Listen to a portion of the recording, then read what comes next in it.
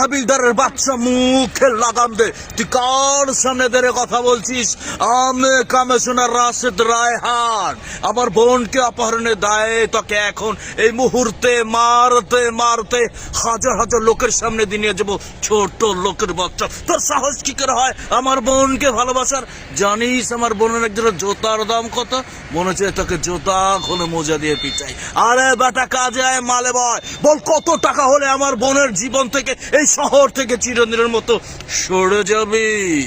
আপনি শুনলে অবাক হবেন যে আজকে কিন্তু আমার সাথে জুনিয়র মিশা সওদাগর রয়েছে। তো জুনিয়র মিশার কণ্ঠে লো বাজেট সম্পর্কে কিছু কথা, লো বাজেট জায়েদ খান সম্বন্ধে কিছু কথা শুনবো। একটা ডায়লগ হবে। মুসলিমের নজর পায়ে আর মুসলিমের নজর কপালের, টাইগার টগরের নজর শত্রুর জানে। নাম আমার জগত, খালাস করি নগদ। কত কত নায়ক নায়িকার চারটি বাটি গোল করলাম আমি মিশা, আর আমার পাশে রয়েছে লো বাজেটের জায়েদ খান। ভাই, লো বাজেট জায়েদ খানকে নিয়ে এত এত কটাক্ষ করে কথা বলছে। আপনারা কিছু বলেন, দর্শকরা তারা রয়েছে, আমার মেয়ে ভক্তরা রয়েছে, তোমরা আমাকে সাপোর্ট দাও। এই মুহূর্তে আমি কিন্তু অসহায় হয়ে পড়েছি। দেখেন মিশা সওদাগরের সেই হাসি, আমাকে কিন্তু ইনসাল্ট করে হাসতেছে। ভাই, আমার খুব খারাপ লাগছে ভাই। হাবিলদারের বাচ্চা, মুখে লাগাম দে। তুই কার সামনে দাঁড়িয়ে কথা বলছিস? আমি কমিশনার রাশেদ রায়হান। আমার বোনকে অপহরণের দায়ে তোকে এখন এই মুহূর্তে মারতে মারতে হাজার হাজার লোকের সামনে দিয়ে নিয়ে যাবো। ছোট লোকের বাচ্চা, তোর সাহস কি করে হয় আমার বোনকে ভালোবাসার?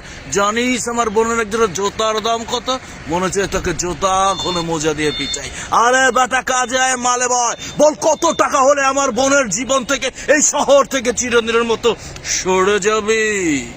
দেখছেন কি অবস্থা। আলো জায়েদ খান এই জুনিয়র মিশা সওদাগরের বোনের সাথে প্রেম করবে? এত এত মেয়ের প্রপোজাল আমি অ্যাকসেপ্ট করি না, আর জুনিয়র মিশার বোনের সাথে আমি টাঙ্কি মেরে ওটা অসম্ভব। জায়েদ খানের প্রতি মেয়েরা আটকায়, কিন্তু জায়েদ খান কারোর প্রতি আটকায় না। এটা সবসময় মাথায় রাখবে। Zayed Khan is brand, all time popular. তো যাই হোক, কণ্ঠ তো আশা করছি ভালো লেগেছে। ভাই দেখছেন ডায়লগ ডেলিভারি দেখে তো আমি অবাক। আসলে মিশা সওদাগর ভাইয়ের ভয়েসও বোধহয় এত তেজ বর্তমানে নাই, যেহেতু তিনি বয়সের সাথে সাথে একটু সময় এগিয়ে যাচ্ছে। তো যাই হোক, এই ভাইটার জন্য সবাই দোয়া করবেন, এবং পরবর্তী সময়ে যাতে করে মিশা সওদাগর ভাই সশরীরে অভিনয় করে এবং ডাবিং আর্টিস্ট হিসাবে বিভিন্ন জায়গায় তাকে ভয়েসটা যেন কভার করা এই ভাইয়ের দ্বারা। আমার মনে হয় না কেউ বুঝতে পারবে, কেউ ধরতে পারবে যদি সিনেমা নির্মাতারা তার ক্রেডিট না দেয়, তার নাম লিখে যদি স্পষ্ট করে উল্লেখ না করে, কেউ বুঝতে পারা ধরার কোনো উপায় নাই যে মিশা সওদাগর। এই বিষয়ে একটা কথা বলি, বাংলাদেশের সুপার সুপার ভিলেন যাকে দেখলে লাগে ডর, তিনি হচ্ছেন মিশা সওদাগর। সিনেমাতে পাজি, বাস্তবে হাজি। তো হাজি সাহেবের বেশ কিছু সিনেমা ছিল যেখানে ডাবিং বাকি ছিল। ইতিমধ্যে তিনি কিন্তু কিছুদিন পর পর কিন্তু সে আমেরিকায় যায়, তার ওখানে বাড়ি রয়েছে। তো আমাকে অনেক ডিরেক্টর বলেছে, ভাই তুমি মিশা সওদাগর ভাইয়ের যে ডাবিংটা আছে করে দাও। আমি কিন্তু করি নাই ভাই। কেন করি নাই? কারণ হচ্ছে মিশা সওদাগর ভাই তো আমাকে বলে নাই, আমাকে বলে নাই তুমি আমার ডাবিংটা করে দাও। মিশা সওদাগর কিন্তু এমন হতে পারে যে সে ওই ডিরেক্টরের কাছে টাকা পায় বা কোনো লেনদেন আছে, আমি কিন্তু করি নাই। কিন্তু যদি কোনো এমন হয় যে কেউ মিশা সওদাগরের ডাবিং করছে, সেখানে যদি আমার নাম দেওয়া হয়, আমি কিন্তু করি নাই।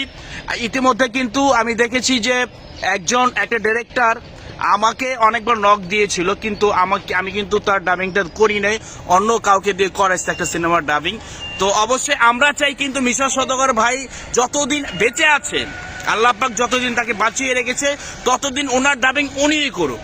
হ্যাঁ, আমি যদি আল্লাহ পাক, মানুষ তো মরণশীল, তাই না? যদি আল্লাহ পাক আমাকে ওনার আগে নিয়ে গেল, যদি এমন হতে পারে যে মিশা সওদাগর ভাইকে আল্লাহ পাক নিয়ে গেছে, তারপরে তার শূন্য জায়গাটা সেটা চেষ্টা করবো। কিন্তু উনি থাকাকালীন সময় অবশ্যই আমিও চাই না ওনার কোনো সিনেমা ডাবিং করার। অবশ্যই, কারণ এটা অনেক বড় একটা সাহসিকতার পরিচয় দিতে হবে। কারণ এটা দুঃসাহসিকতা বলতে গেলে, তাকে টপকিয়ে বা তাকে করে, আর তো খুব ভালো। এটাই কিন্তু জেনুইন একজন ভক্তের কথা, এটাই কিন্তু জেনুইন একজন কপি করার যে একটা জায়গা রয়েছে। দেখেন কতটুকু সম্মান। তো এই সম্মানটুকু শুধু মিশা সওদাগর ভাইয়ের প্রতি, জুনিয়র মিশা ভাইয়ের না, জায়েদ খানের প্রতি আমার রয়েছে একই সেম। কারণ আমি এটা বলবো যে জায়েদ খানের মতো কথা বললেই জায়েদ খান হওয়া যায় না, মিশা সওদাগরের মতো ডায়লগ ডেলিভারি দিলেই কিন্তু মিশা সওদাগর হওয়া যায় না। মিশা সওদাগর ওয়ান অ্যান্ড অনলি একজনই। জায়েদ খান বর্তমান বাংলাদেশের একজন সুপারস্টার, তিনিও একজনই।